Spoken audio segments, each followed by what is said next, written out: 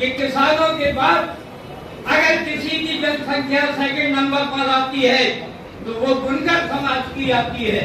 और बुनकर समाज में बहुत कम ऐसे लोग हैं जो अपना निजी कारोबार कर रहे हैं, बल्कि मजदूरी कर बुनकर कालीन कपड़ा बनने का काम कर रहे हैं।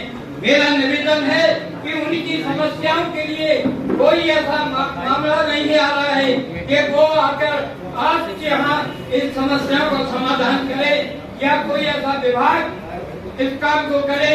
मेरा पहला निवेदन ये है, आप लोग भी इसकी तारीफ करेंगे कि हमारे जिस तरह से किसानों के आयोग बने हैं, पिछड़ा वर्ग के आयोग बने हैं, अल्पसंख्यक वर्ग के आयोग बने हैं, क्योंकि आपकी केंद्र में भी सरकार है और प्रदेश में भी सरकार है, इसलिए चाहते हैं कि राज्य बुनकर आयोग उत्तर प्रदेश का गठन किया जाए और उसका अध्यक्ष हमारे राष्ट्रीय अध्यक्ष मोहम्मद अकरम अंसारी को उसका अध्यक्ष बनाया जाए। ये हमारी पहली मांग। दूसरी मांग हमारी ये है कि हमारे उत्तर प्रदेश के बहुत से बुनकर लखनऊ में आते हैं, एक दिन में काम नहीं हो पाता है, उनके ठहरने की कोई व्यवस्था नहीं है। अगर उन्हें एक रात रुक जाना पड़े तो सैकड़ों रुपया होटल का किराए का कमरा लेकर देते हैं। हमारे गरीब मजदूर इस लायक नहीं है। इसी तरह से जिस तरह से आपने किसानों के लिए भवन का निर्माण कराया है, किसान भवन, कृषक भवन, उसी तरह से बुनकर भवन का भी निर्माण कराएं, ये हमारी मांग है। इसी तरह से ज्यादा आपका वक्त नहीं लेना चाहता, ये तो और जो हमारा है ज्ञापन हम आपको सबमिट करेंगे। दूसरा मान्यवर, दूसरा हमारा निवेदन ये है कि आप 25 जून 2023 को उन्नई तरकीब लाए थे, मदरसा अतिया रहमानिया में आपका मुझे इस्तकबाल करने का मौका मिला था।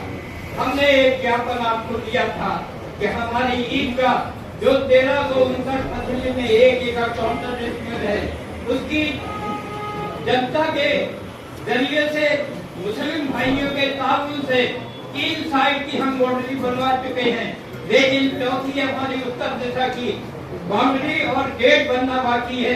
उसके लिए मैंने आपसे निवेदन किया था कि इसके लिए कोई सरकारी व्यवस्था आपके जरिए से हो जाए, तो ये हमारी वक्फ संपत्ति जो 1 एकड़ 74 डिसमिल की है, जिनकी भू माफिया निगाहें लगाए हुए है, उसको सुरक्षित करने के लिए आपसे हमने दरखास्त की है।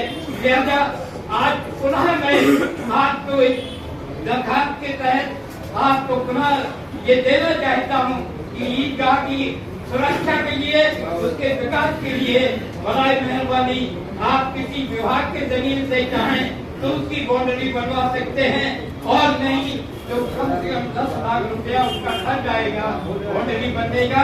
लिहाजा मैं आपको पुनः ये याद दिला रहा हूँ, कोई शिकायत नहीं कर रहा हूँ।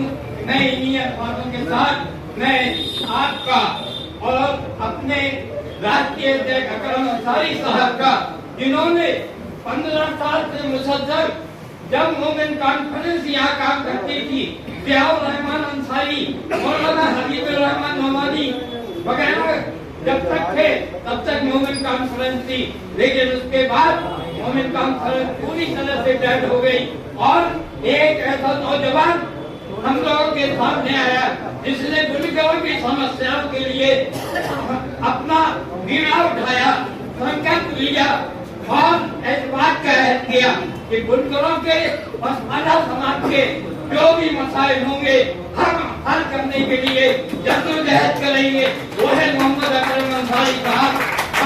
बार-बार उनको इस बात की मुबारकबाद देता हूँ कि उन्होंने जो नौजवानी का अपना जज्बा दिखाया और अपना खर्च करके हम लोगों को यहाँ बुलाते हैं, अपना खर्च करते हैं। हम गरीब मजदूर बुनकर भाई उसमें ज्यादा अपना ताउन नहीं दे पाते हैं, लेकिन उन्होंने हिम्मत नहीं हारी।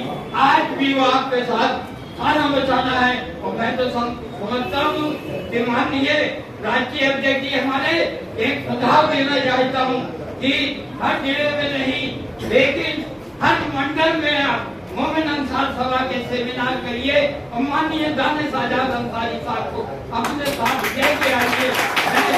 सबसे पहले जनपद जालौन के शहर उदय में आपको दावत देता हूँ।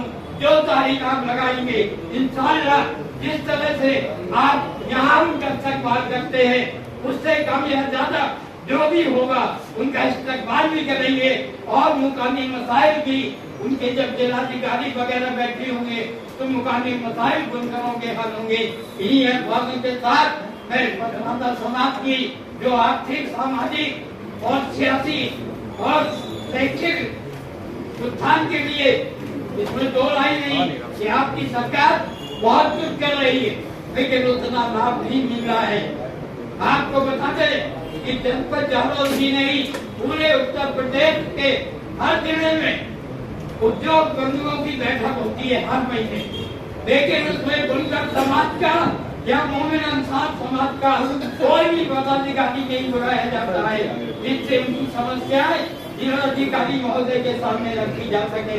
लिहाजा मेरा निवेदन है कि आप हर जिला अधिकारी को निर्देश करें कि उस जिला उद्योग केंद्र की मासिक बैठक में मोमिन अंसार सभा के जिला अध्यक्ष को अनिवार्य रूप से उसमें इनवाइट करें ताकि वो भी अपनी अल्फाजों के साथ मैं एक बार फिर आपका यहाँ तशरीफ आखिरी पर तहे दिल से इस्तकबाल करता हूँ, खुशामदीद कहता हूँ और उम्मीद करता हूँ कि आपने जो बातें सुनी इंशाअल्लाह इस पर जरूर अमल होगा, ऐसा मेरा यकीन है।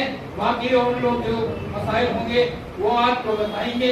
इन्हीं अल्फाजों के साथ एक बार फिर आपका तहे दिल से इस्तकबाल करते हुए अपने आदम को रात देता हूँ। अल्लाह